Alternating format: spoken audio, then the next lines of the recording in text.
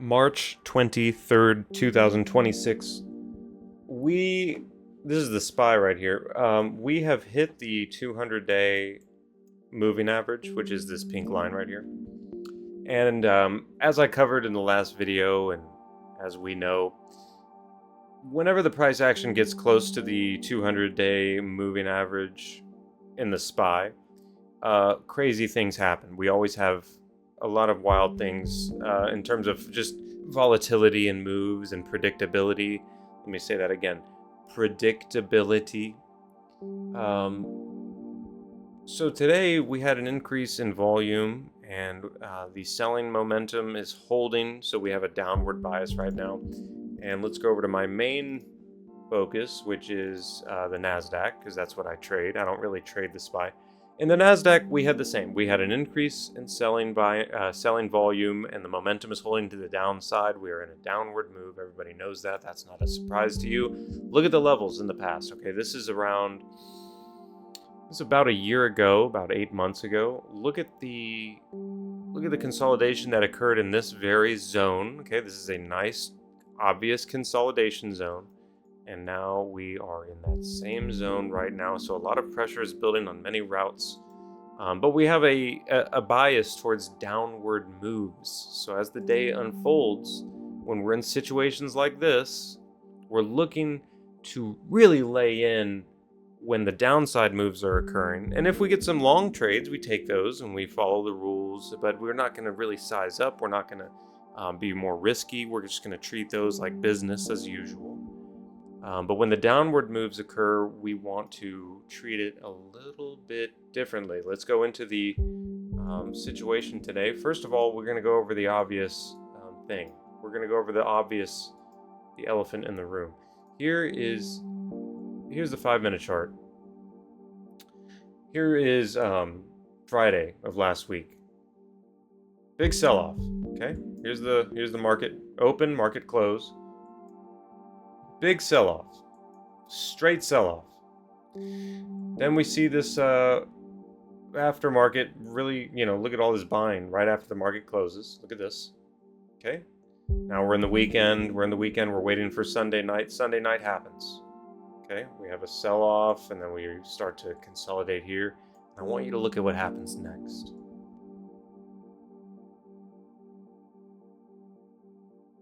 What is that? What is that? What just happened? What is this? This is what you call a warning. That's all it is. It's just a warning. Hey, there's some people, institutions, banks, financial firms, financial institutions. There's some people that turned on buying machines, large programs to buy. If you're gonna buy $500 million worth of something, you can't just buy it all at once. You got to run a program which starts buying every couple minutes or every 5 minutes. It puts in buy orders. So around this time, that happened. Okay, that happened, and there was a lot of support, because notice how it pulls back, but it starts getting supported right here. It's huge buying candle. So right here the market opens. Right here at the blue line, this market opens. We're going to go over market open together. We're going to talk about what happened today. I only took one trade today, and it happened at the beginning. Why? Because we had our setup occur. So right when the market opens, I'm going to take away these moving averages here. All we have is the VWAP. Right when the market opens, let's look at the alignment. What is the alignment telling us? Well, 15 is going down. 30-minute in the green. 2-hour strong in the green. We're looking for upward opportunities. We're looking for the 15 to start turning around to the upside. That's what we want to see. We go to the 5. Again, this is right when the market's open, right here. First couple minutes of the market, right? We're just looking at what the situation was presenting us with. 5-minute regular hours, which takes priority over the 5-minute extended hours. This is the extended version. This is the regular hours. We're just looking at these data sets, right? What's going on with the momentum? This one's going up, this one's going down. So these are not aligned. We're not taking any trades. We only take trades when there's alignment. It's as simple as that. We're just waiting for alignment. So right here, get a nice move up right off of the Previous day's high. This is the previous day's high. You see this? Look at the price action playing around with this level. Look at the price action playing around with VWAP. Look at that. Now it's playing around with the previous day high, and it starts to break up, break up, break up. And what do we see? 15 minutes still not going up. Look. So we're not taking trades. It's cool that it's moving, but we're not taking trades. We want it all to be aligned. When does the alignment happen? That's what you should be asking yourself. Here, no alignment yet.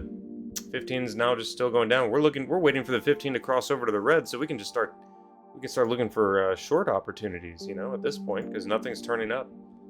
Nothing is turning up. Nothing still. We're just moving forward in time.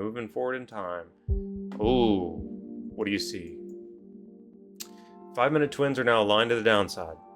15-minute is now crossing over. If the 15-minute crosses over, it gives us permission to take short trades. Don't ever forget that.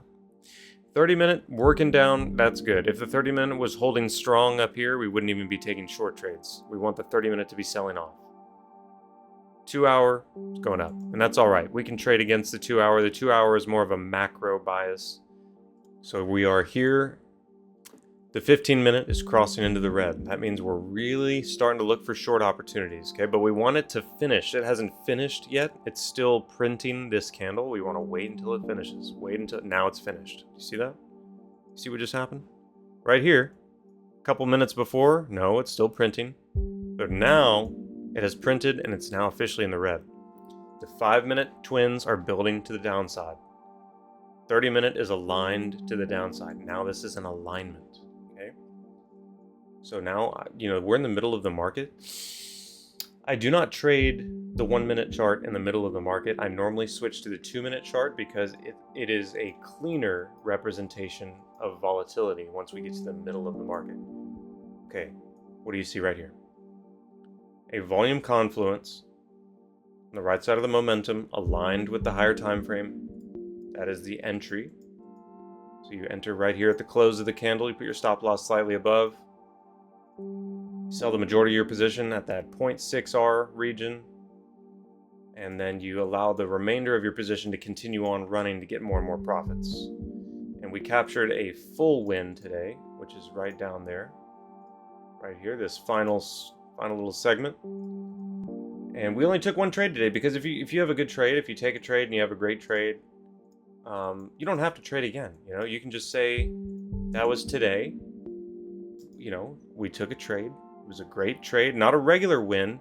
It was a huge win. There's no need to go back and trade again. You can do it when the signal arrives, and if you want to play the game, of course, but you don't have to. Okay, now later on, another signal emerged as like a re-entry or like another opportunity to trade. Because why did the signal emerge? Because the 5-minute was not going against downward direction. Look at this 5-minute MACD histogram going up. You wouldn't take a short trade then because this is not going with you. You want the momentum to be going with you.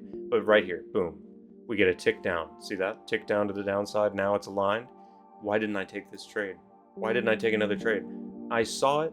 I marked it with this huge fat mark, but I didn't take the trade. Do you know why?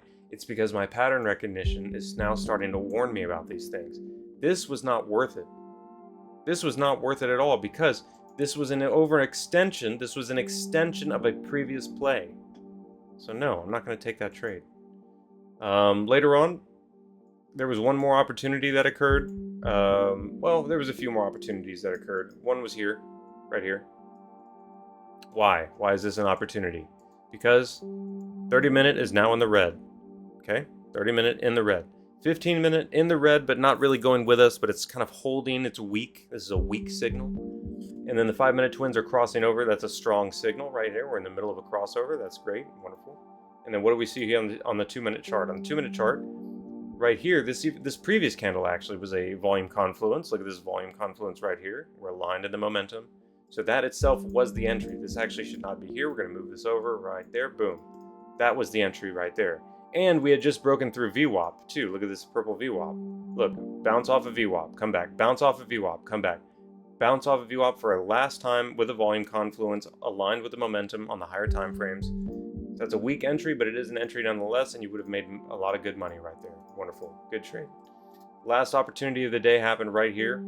I didn't take it because I don't even have a good reason. I should have taken it. My intuition was aligned. I was ready to take it. I saw it happening before it happened. I knew the probabilities were there.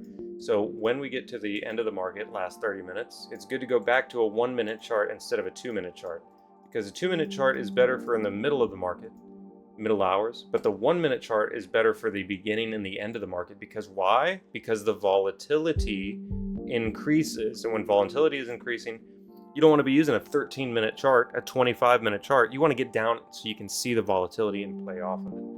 Now, right here, what do you see? The last 10 minutes just begun, which is literally the most exciting time of the day, in my opinion.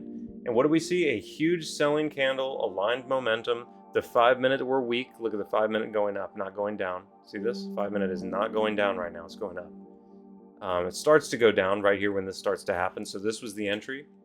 And how obvious, how much more standard do you want? I mean, this is as simple as it gets. It's a beautiful trade. And so that was everything from today. And with all that being said, I'll see you in the next one.